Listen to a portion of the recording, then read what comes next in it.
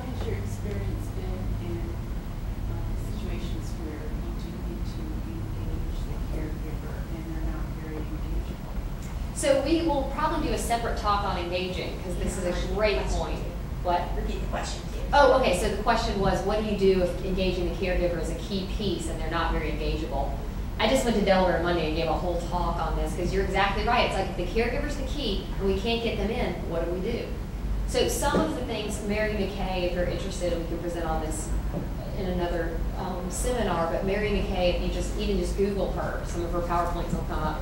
She has a whole series of a phone intervention and then a first visit intervention that are designed to build caregiver investment, identify what they see as the kids' needs, and then also to talk about prior experiences. So people have often had really bad experiences in mental health, so why in the world would you engage if you've done so before and you got burned, it didn't help you, or you got treated poorly, there's some sort of stigma associated with it. So one of the main things people suggest is actually dealing with those perceptual barriers. Even though the concrete barriers of childcare and transportation can be difficult, if people think it will be helpful and they buy into the idea of it, they'll find a way around the concrete barriers.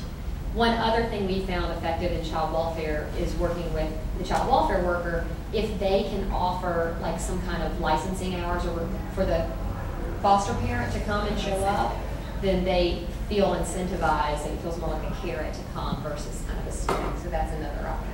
But I would say Mary McKay's, I'm using some of her work in my research now. They're pretty effective. Her stuff is pretty effective. However, I will also say, I'm finding with foster parents that just asking makes a difference. Sometimes I think clinicians have had their own bad experiences with caregivers, and so a lot of clinicians I work with, I think, sometimes just even forget to think that caregivers might be willing to play this role, so they just get used to doing it one-on-one with kids. And just asking has made a lot of parents so thankful to be included as part of the process.